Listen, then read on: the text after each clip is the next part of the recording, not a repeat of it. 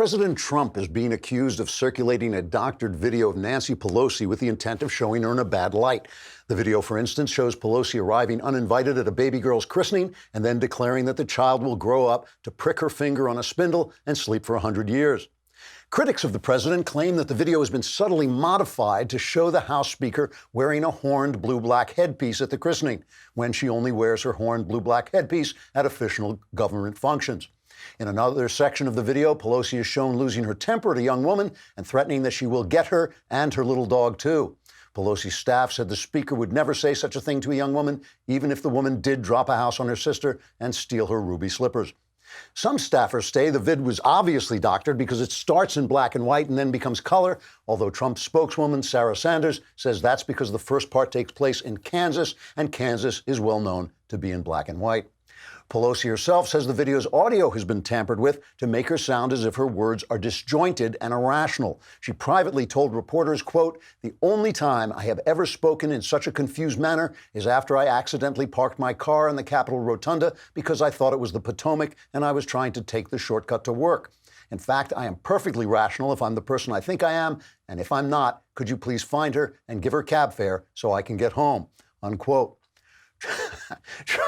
Trump says he will soon release a new video which either shows Pelosi summoning demons from the bowels of the earth or chatting with Chuck Schumer.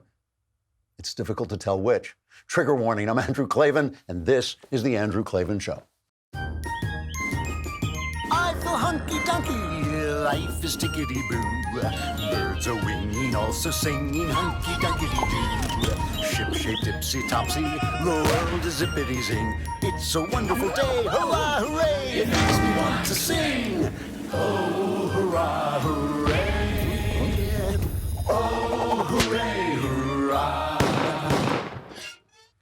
You know, no conservative likes to discuss race honestly for the simple reason that if you tell the truth, the left will call you racist and you'll lose your job or your sponsors or your Twitter platform or your friends or whatever else the outrage mob can get its hands on. And of course, it's only conservatives who have to worry about it because all the social terrorism goes in one direction. So in effect, the left uses race as a bludgeon to silence opposition to its no good, very bad, truly terrible ideas.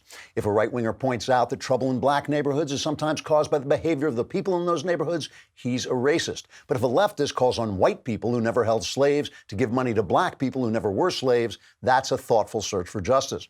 If a right-winger points out that George Soros uses his billions to destabilize anyone and anything who opposes his globalist agenda, that's anti-Semitic because Soros is a Jew, though in name only. But if a left-winger calls for action that would effectively wipe Israel and its millions of actual Jews off the face of the earth, that's the peace process. And of course, if a right-winger points out that illegal aliens are illegal aliens, that's anti-brown people. But if a left-winger dumps millions of unvetted strangers on a neighborhood unable to assimilate them, causing everyone to hate one another, that's compassion. It's impossible to have a conversation at all under those conditions, and that's the point. The point is, if you oppose the government takeover of your life, shut up. If you oppose the end of Western civilization as we know it, shut up. If you like your religion, your neighborhood, your country, and want to keep it, shut up. If you don't like the people in charge, you're racist, shut up. The European Union just held an election, and the establishment, the people in charge, were nearly wiped into oblivion. Everybody's talking about it, but nobody's talking about race. Gee, I wonder why. We will talk about race because we're not afraid of anybody. Phooey on them.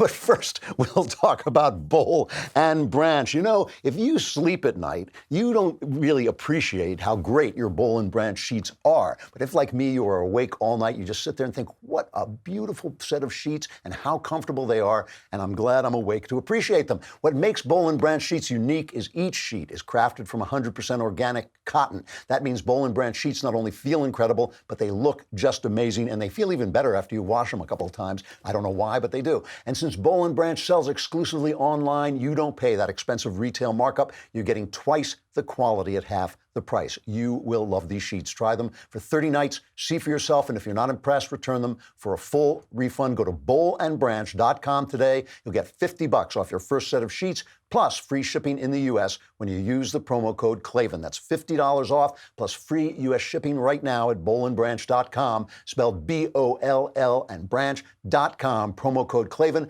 bowlandbranch.com, promo code Klavan. Why not be super comfortable when you're pondering the great issues of life, like, how do you spell Klavan? It's Klavan. Hey, we got Sebastian Gorka coming on later on, the silver-voiced devil who now hosts America First on the Salem radio network. He released a video about Trump declassifying some of these documents in the the anti-Trump investigation, let's call it. And he said, this is releasing the Kraken. And I thought, there is a man who knows what a Kraken is. I would always say Kraken, but same difference. Most people think it's a kind of Triscuit, but it's not. And we will ask him we were going to ask him what a Kraken is, and we'll find out. So big doings in Europe, right? On, I think it was Friday, Theresa May, she's failed 3 times to get Brexit passed, to get any kind of Brexit action going on. And she came out and she said she is resigning basically as prime minister, and the Conservative Party, the Tories, will replace her. It is and will always remain a matter of deep regret to me that I have not been able to deliver Brexit. It will be for my successor to seek a way forward that honours the result of the referendum. To succeed, he or she will have to find consensus in Parliament where I have not. Such a consensus can only be reached if those on all sides of the debate are willing to compromise. Our politics may be under strain, but there is so much that is good about this country, so much to be proud of, so much to be optimistic about. I will shortly leave the job that it has been the honour of my life to hold. The second female Prime Minister, but certainly not the last. I do so with no ill will, but with enormous and enduring gratitude to have had the opportunity to serve the country I love. There's no crying in politics. You know, I don't know if it's a good look to come out and talk about how you're the second female prime minister and then burst into tears. I'm not sure that worked for me. Nobody cared. Why should people care if you're resigning a job you failed at and you burst into tears? That's not really important. The people shouldn't worry about that. Followed by European Parliament elections, in which right-wing groups dominated. And this is really interesting because if you read the papers, they basically say, well, the center, the kind of center-left, center-right that has been dominating the EU all these years was kind of erased. I mean, and it caved in, basically. And then they say, well, it was both the left and the right. And that's sort of true. That is sort of true. But it was really the right and a coalition of left-wing parties that came in, an eco party, a left-wing party that came in. That all kind of balances out, but the right came on very strong. Now, the thing about the right is in Europe are nationalist parties coming in from different nations. So there's a real question about whether or not they can work together. If you think about it for a minute, right, it makes perfect sense that if you're a nationalist, you are defending your national character, which makes it a little harder for you to collaborate with somebody from another nation who is defending his national character. That is the history of Europe, right? They've been killing each other all these years as one group. France usually or Germany tried to take over the entire place, and the country said, no, we want to be our individual countries. Now, through the EU, Germany has essentially economically dominated the area. Third try is a charm. And some of these countries, because of Angela Merkel's governance, she let in all these Muslims, basically refugees. She let them in their millions. And because it's now the EU, they can travel from place to place. So no matter where they come in, they can sweep into the entire country. And some of these countries didn't like it, especially the countries in Eastern Europe. In Britain, the domination of the Brexit Party, it was something like 35% for the Brexit Party, which was huge, wiping out the traditional Tories, led by Mr. Brexit himself, Nigel Farage. And Farage, sometimes the EU elections are not reflected in the local elections. Sometimes the party that wins in the EU elections in Brussels doesn't win back at home. But Farage says, look, October 31st is the next deadline for Brexit. If you don't do it, you're going to see this happen again. When people woke up on March the 30th this year and realised we hadn't left the European Union, that's when in large numbers they became ready to vote for a different party. The Brexit Party is only 6 weeks old. Think about it in that context. This is one hell of an achievement. And I would say this, looking ahead, The next date we're supposed to leave on is the 31st of October. And that date will become a bigger and bigger factor in people's minds as these next 5 months go by. If we don't leave on the 31st of October, then the Brexit Party will go on to a general election and stun everybody there too. So the thing is, I'm always loath to talk about other countries. And the reason is I lived in another country. I lived in Britain for 7 years. And when I moved there, I realized very rapidly that unless you live in a country, you don't know anything about it. You think you know the facts, you know the way it's reported, but you don't know anything about it. And a lot of this rise of nationalist parties, as you can tell by the name, has to do with this unbridled immigration that has let all these people in, many of them Muslims, many of them hostile to the West, right? And also the reactions that people have had of the political correctness, of you're under arrest if you say that Islam is not a good religion, of, yes, your daughter's being raped, but don't come here because we don't want to seem to be anti-Islam by arresting the people who raped it. And that's the kind of thing that people are reacting to. And of course, the other side is saying racist, racist, racist. Is it? And is that what's happening? We'll talk about it in a sec. But first, Candid Co. People say to me, gee, you're so much brighter and sweeter and good-natured than Michael Knowles, but is better looking than you are. That's because he sold his soul to the devil, and also because we let him try the clear aligners that you get from Candid Co. It is better than going to an orthodontist office because there's not as much hassle. You get straighter and brighter teeth in an average of 6 months. It costs 65% less than braces, which means you can save thousands of bucks. Each aligner purchase includes Candid's premium whitener. Candid only uses experienced orthodontists, never general dentists, and Candid makes custom clear aligners that are sent directly to your home. Each treatment plan customized specifically for your needs to help you straighten your teeth. An orthodontist licensed in your state reviews your specific case and creates a 3D preview of what your treatment and final result will look like. Candid's treatment time is an average of 6 months and will save you thousands compared to the other guys. You're one step away from getting straighter, brighter teeth, just like Michael Knowles. Just use my dedicated link, candidco.com/Klavan, to learn more and get $75 off. That's candidco.com/Klavan. And so you'll have that little bright flash of sparkle whenever you say, how do you spell Klavan? It's K-L-A. I'll never get tired of this joke. There's no ease in Klavan. That's the point. I just make it look easy. Let me show you how hard it is to get information, right? In the East, Eastern Europe, which has been very they lost their freedom to the Nazis. They lost their freedom to the Soviets. They are, quite understandably, not in a big hurry to lose their freedom and their national character to the EU's sense of goodness and decency and Christian, take all our immigrants and shut up. They're not going to lose that. So they are being called bigots all the time, and they're constantly being written about as if they are basically mini Hitlers, baby Hitlers, all of them. So Viktor Orban is the guy in Hungary. Here's from the New York Times.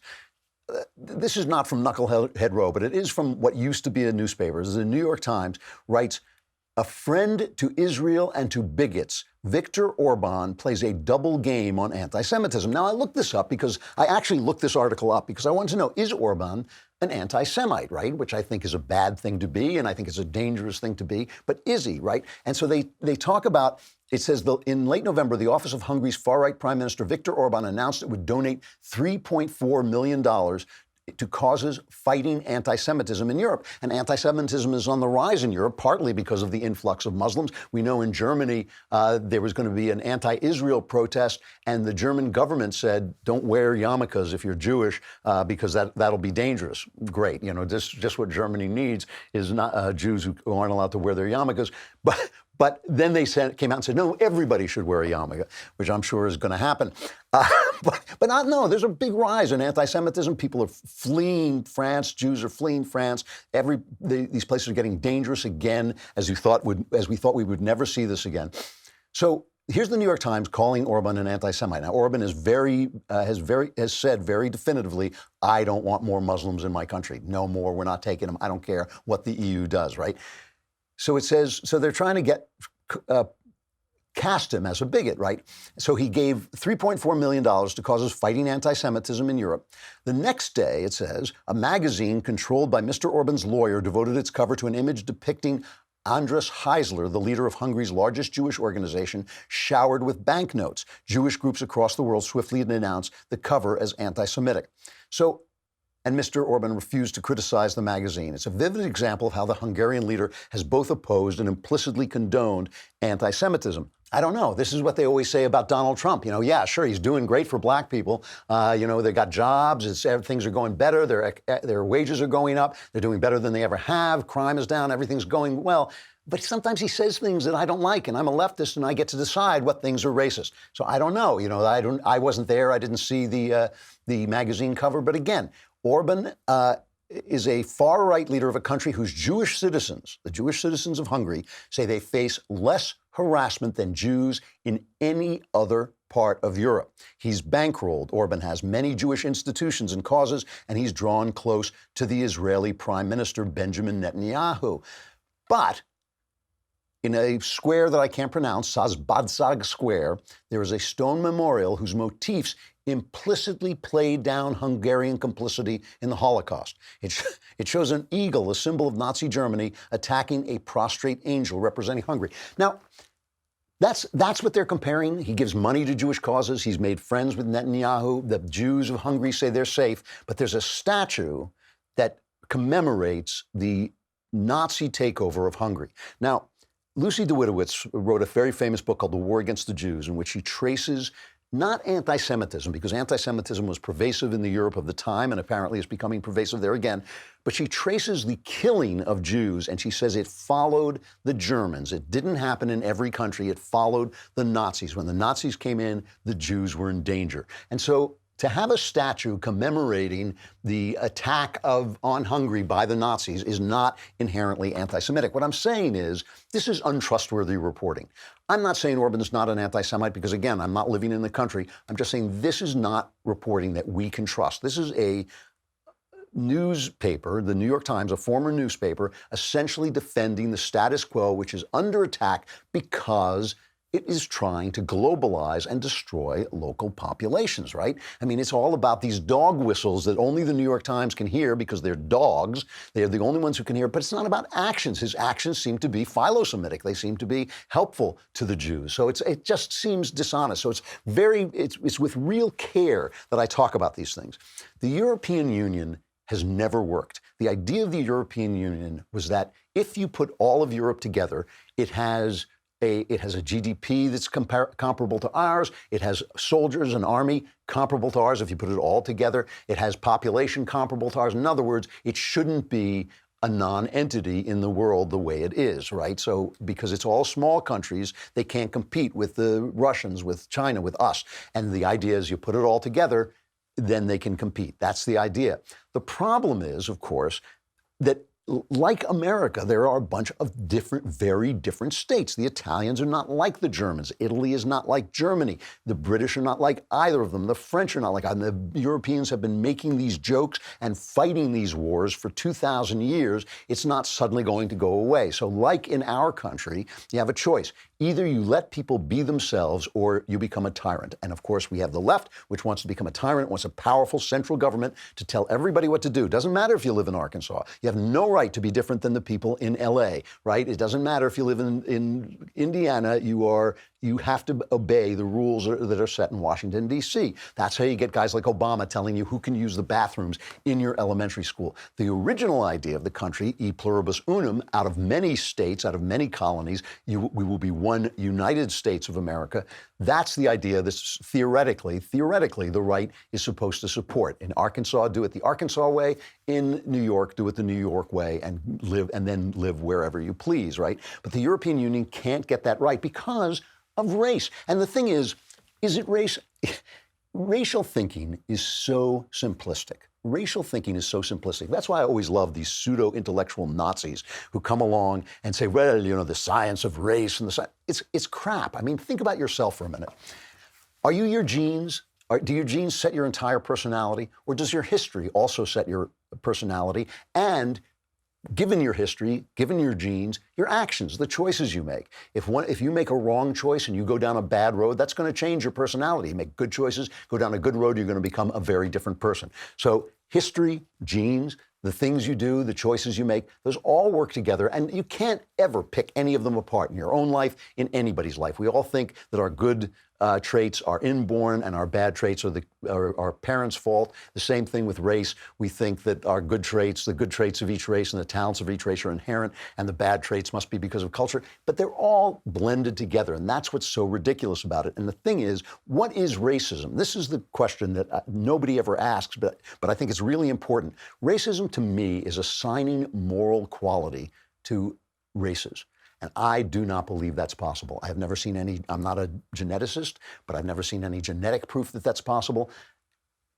Again, it's hard to talk about genetics because I think a lot of geneticists are silenced on this issue, but it is also against my religion. And my religion is based on my observation of reality.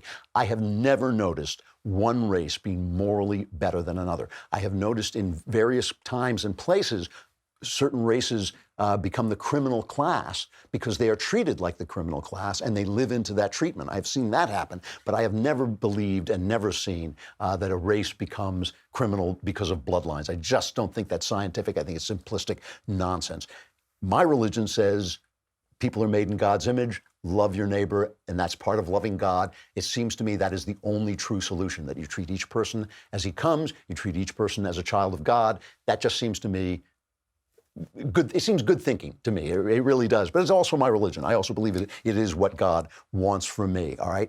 So when you say to somebody, oh, we're going to let anybody into your country, it doesn't matter what he thinks, doesn't matter what he believes. You create a situation that if you are a simplistic thinker, like some of the thinkers on the left, you can say, well, it's just about race. He just doesn't like that guy because he's brown. But is that why? Now, I've said this before, but I think it's important to say again. In Europe, the situation is very different. European countries were formed along racial lines. Germany was for the Germans, England was for the Angles and the Saxons, France was for the Franks, just like China was for the Chinese. Most countries, all countries except for ours, are cast on racial grounds. There is an argument that a person who wants to defend his country in Europe can defend the racial quality of that country. He can say, yes, we can let some people in, but we can't let so many people in that our race gets overrun. That's not the way I would live. I'm glad I'm an American who doesn't have to think like that. But it makes sense for people in Europe to think like that. And we shouldn't belittle them because they do. Let me stop there for a moment and talk about, I got a Helix mattress.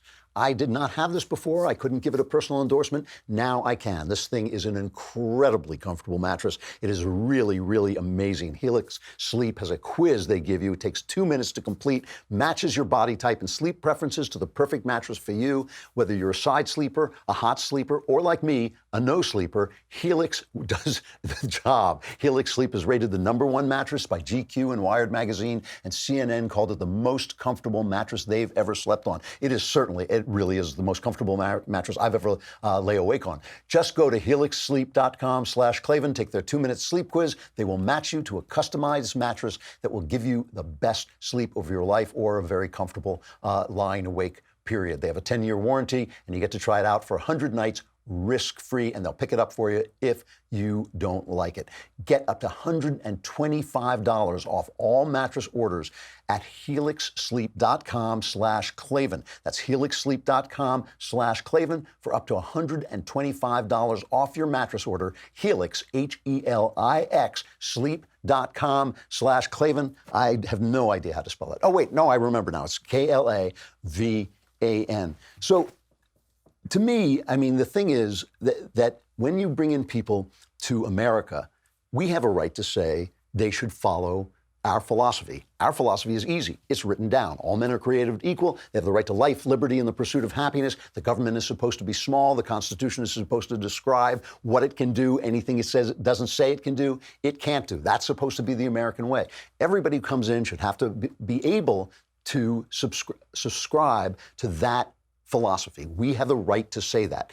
You do not get a right to open our borders to anybody. And I don't care if he's brown, I don't care what color an American is, as long as he's an American.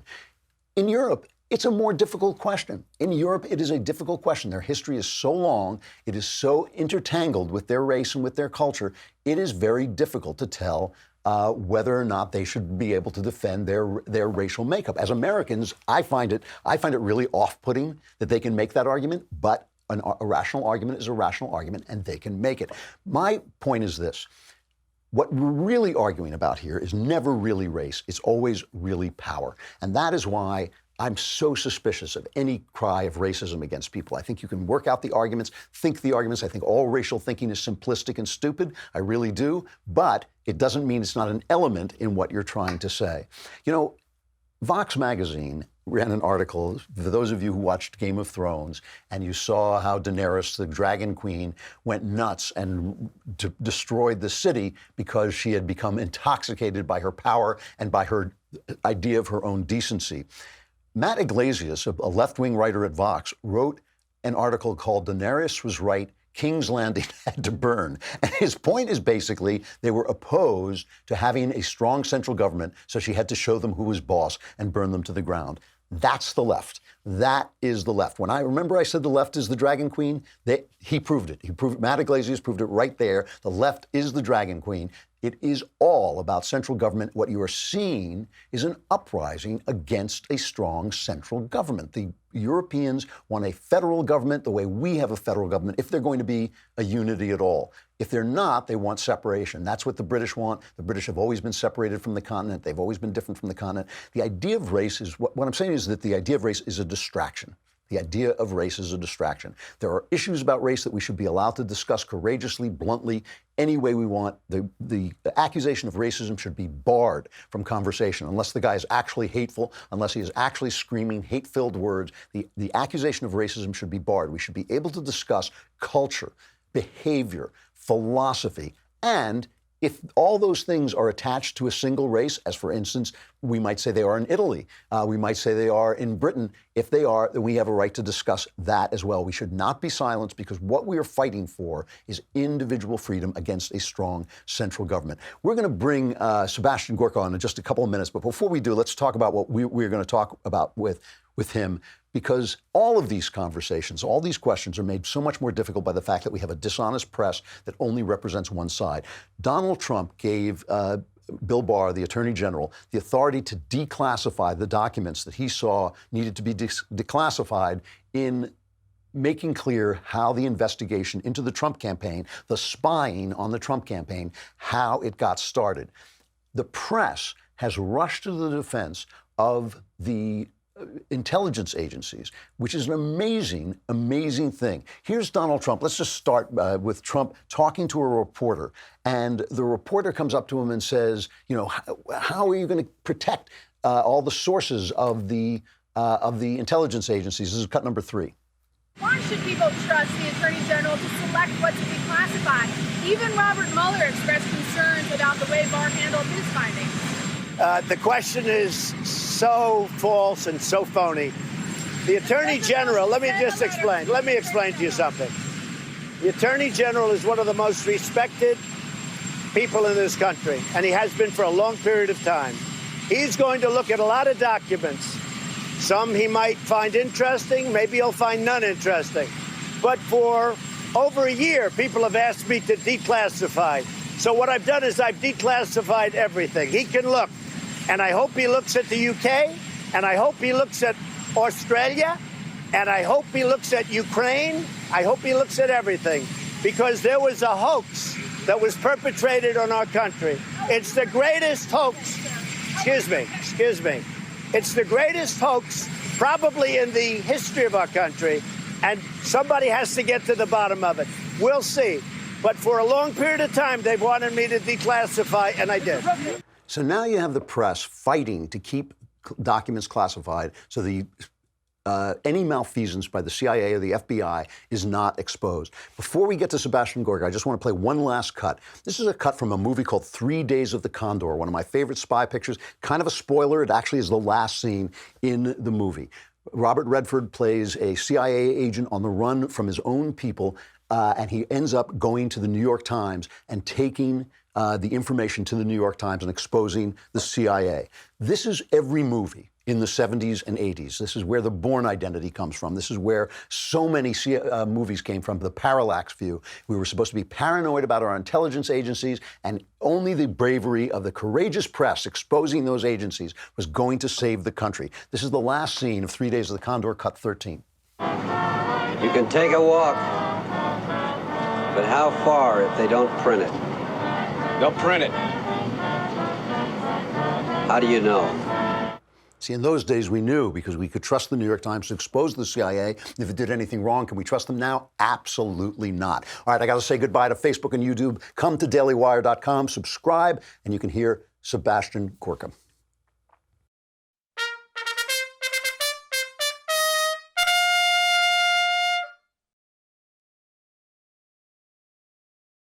Sebastian Gorka is the Golden Voice host of America First on the Salem Radio Network, a military and intelligence analyst, former deputy assistant to President Trump, and the author of the book Why We Fight, which is really a really fascinating book. Sebastian, you there? I am indeed. Am I talking to the Dragon Master Lord of the Multiverse? You are. You recognize me. I thought I had my clever I like disguise. the beard. Thank you very much. So I heard this tape that you released basically on, when Trump said he was going to declassify some of these documents, saying the Kraken was released, which I love the fact that, that you and I are the last two people who know what a Kraken is. I thought that was... And I met Ray Harryhausen, okay? Did you really? Did you really? Yeah. I mean, he came to London. He gave a lecture at the British Film Institute, and it was a highlight of this nerd's life. It was fabulous. Oh my God! One of the great special effects artists in the business. Absolutely great. So, what do you mean? Why is the Kraken released because of this declassification? Why is this monster free? All right. So the Kraken, for those who are less than 30 years old, is a reference to Greek mythology in a fabulous film, the original Clash of the Titans with Burgess Meredith, not the garbage remake a few years ago. And the Kraken is a beast controlled by the gods of Olympus. And that video I recorded on Instagram, which has, I don't know, it's gone viral, made the left insane because they're really afraid. Comey so you have two reactions. Comey isn't tweeting anything. Brennan is running his mouth off. AG Barr is the Kraken. If you watch very carefully his testimony, between having fun with these outrageous people on Capitol Hill, he dropped some real nuggets during his testimony. And the first thing was, he's not just concerned with corruption at the DOJ or FBI, Drew. He is concerned with rooting out corruption across the intelligence community, all 17 parts of it. Now, this is crucial because we now know that the Operation Crossfire Hurricane, the illegal surveillance of the Trump administration based upon opposition research created by a former MI6 agent from the UK. It involved the CIA. It involved a honey trap operation in the UK trying to ensnare George Papadopoulos. These are the things nobody wants to talk about. The day, without Obama's permission, the director of the National Security Agency, Admiral Mike Rogers, went to the Trump Tower in New York to brief President-elect Trump that you are being spied upon. That very day, his equivalent in the UK, the NSA in the UK is called GCHQ, Government Communications Headquarters, suddenly resigned with no warning. The equivalent of the NSA director resigned out of British intelligence. Why? It's pretty clear, and this is all out there. You can research it yourself. To get around the US Constitution, Brennan, Comey, Clapper were using British, Australian, and potentially Italian security and intelligence services to spy illegally on the Trump campaign. And my contention is, based upon a CIA chief of station I've spoken to, they spied on us in the White House, Drew, after the inauguration. And AG Barr has got nothing to prove to anybody. He is committed to one thing: cleaning out the Stygian stables that is the intelligence community inherited after Barack Obama. Your thesis, your narrative here, and A.G. Barr should be mentioned, started his career in the CIA. I think he was in the CIA for 4 years. He was a lawyer to the CIA. Yeah, so he's not hostile to the organization in any way. Your contention is basically that Brennan, or some combination of Brennan and Comey, slipped information to George Papadopoulos that they then used as an excuse to start an investigation. Is that what you're saying? Not that they slipped information to him, but that they used the Australian government. They used the former equivalent of the foreign secretary of the Australian government, Downer. They used GCHQ, the British equivalent of the NSA. to spy on people like Papadopoulos, to entrap them through agents like Mifsud and Halper, to try and inject a false narrative of collusion into the campaign and thus undermine the whole election. This is political espionage for the purposes of undermining a candidate and then his actual administration. And you believe that Obama was essentially at the head of this? Oh, look, do the red teaming exercise. The U.S. Army has this thing called red teaming, where you try and put yourself in the mind of the enemy.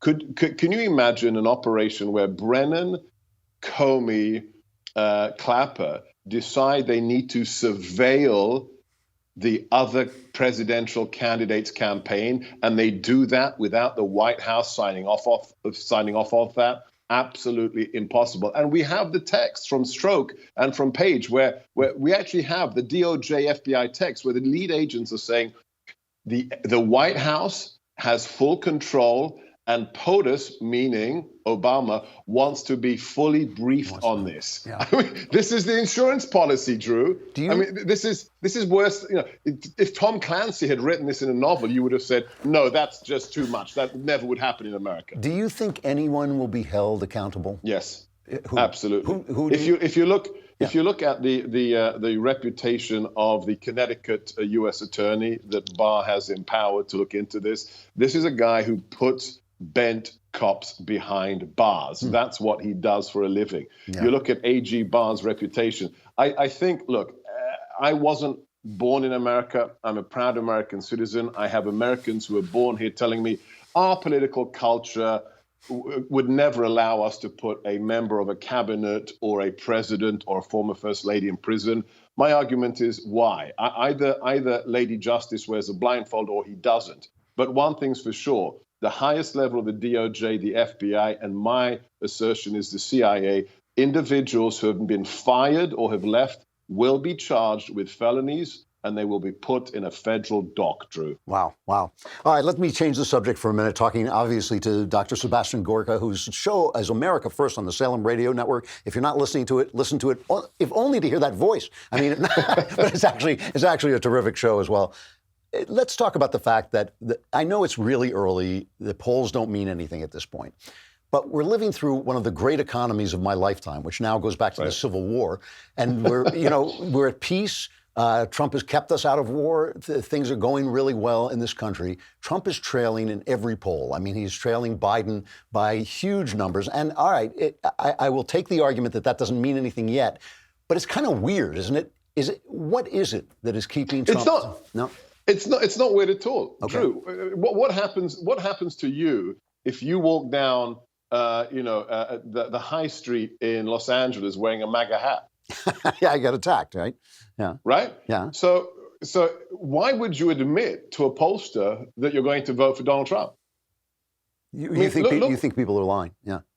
No, I think they're having fun. They're not admitting who they're going to vote for. Think about this one thing. In 2016, we had a monumental silent majority. Remember, I have saved the tweet from the New York Times and the Huffington Post. The day of the election, Hillary was a 93 to 97% shoo-in. Yep. Okay? So what happened? How did he win? Because nobody was prepared to tell the pollsters, I'm going to vote for this billionaire from Queens. How could it possibly be, Drew, that the silent majority in the last 2 years has not expanded? For all the reasons you've mentioned. Our economy has never, ever been stronger. You look at the key indices going back to 1969, whether it's unemployment, whether it's confidence of consumers, whether it's energy. The first time ever in our history, we are a net exporter of gas and oil. There are oil companies, Drew, right now. If you've got a driver's license and are breathing, you will get a $25,000 signing bonus to work for that oil company. We are so short of people because the economy is going gangbusters. There's no way the silent majority hasn't expanded. And as such, look, a year in politics, 14 months in politics is a lifetime. Predictions are for mugs. But the idea that this man is not even stronger than he was in 2016, you have to be smoking something, Drew, and it's not tobacco. All right, well, let me ask you this one last question then. I always love asking you these questions because you are an eloquent and reasoned supporter of Donald Trump. You have never turned against him. You've always been on his side. When you see Trump in Japan and he says Kim Jong-un in North Korea called Biden a low IQ individual, and I agree with that. Listen, I'm not defending the IQ of Joe Biden, God knows. but is there not something off-putting about our president siding with the murderous dictator of North Korea over one of our own guys? Is he factually correct or incorrect? He's factually correct. Okay, so what matters, truth or not truth? A little diplomacy. You're on a foreign shore. No, I've read your autobiography. The great good thing. Truth is the key. Is paramount. Yeah. And look, and let's get back to politics. It's not what it took me time to get used to it working in the White House. Mm-hmm. You know, I went to British private school, stiff upper lip, all that stuff. This was not my style. But at the end of the day, if you sit back and remove politics from it, there's absolutely no other way to operate. In a current world where 24/7 the president is called a racist, a bigot, an anti-Semite, and an agent of Vladimir Putin, the stiff upper lip Queensberry rules just doesn't work. This is his style. This is why Jeb Bush isn't president. Wow. Okay. It had to be. This is the environment we've inherited. I just worry. I think he's doing a terrific job as president, and I worry he squashes his poll numbers by talking like that overseas. Don't believe the polls.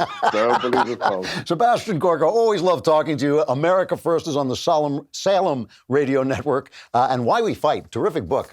People should take a look at that as well. Great to see you, Seb. I'll see you soon. Thank you. And check out the website, sebgorka.com. Sebgorka.com. Okay. A final reflection. I have got to play this, as painful as it is.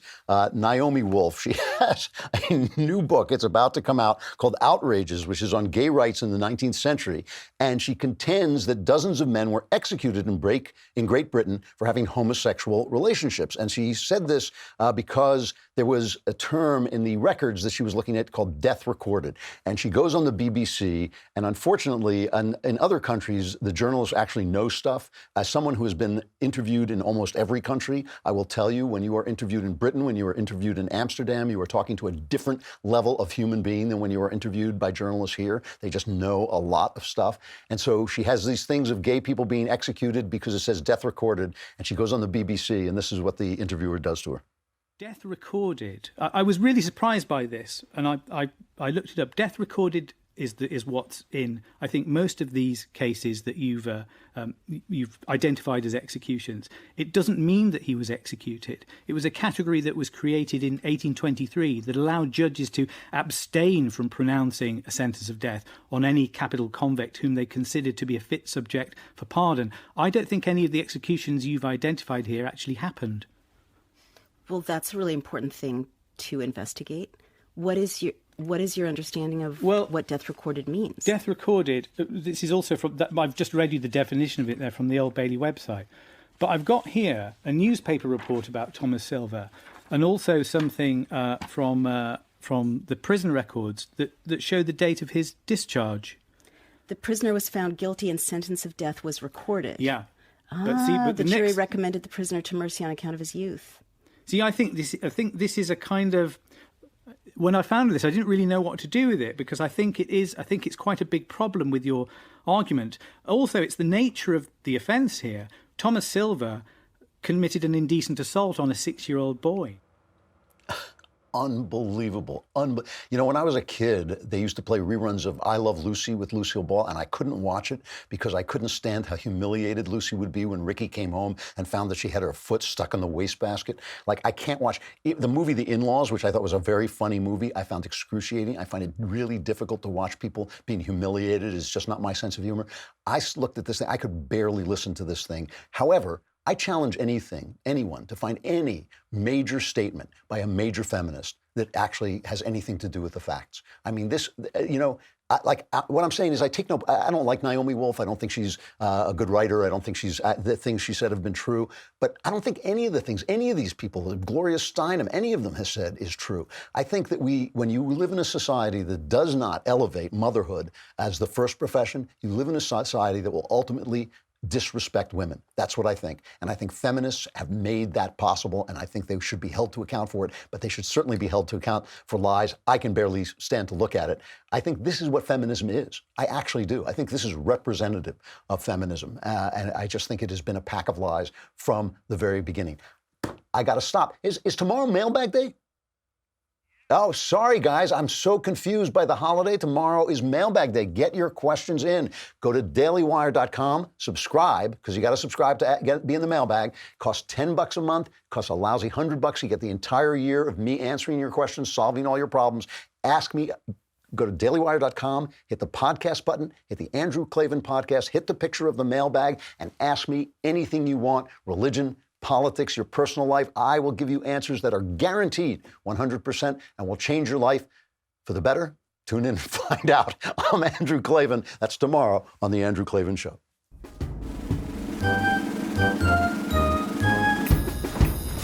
Oh, hooray, hurrah. The Andrew Klavan Show is produced by Robert Sterling. Executive producer, Jeremy Boring. Senior producer, Jonathan Hay. Our supervising producer is Mathis Glover, and our technical producer is Austin Stevens. Edited by Adam Sayevitz. Audio is mixed by Mike Cormina. Hair and makeup is by Jesua Alvera. And our animations are by Cynthia Angulo. Production assistant, Nick Sheehan. The Andrew Klavan Show is a Daily Wire production. Copyright Daily Wire 2019. From the foreign policy establishment to third-wave feminists, fake news explodes like a North Korean nuke. We will separate fact from fiction at The Michael Knowles Show.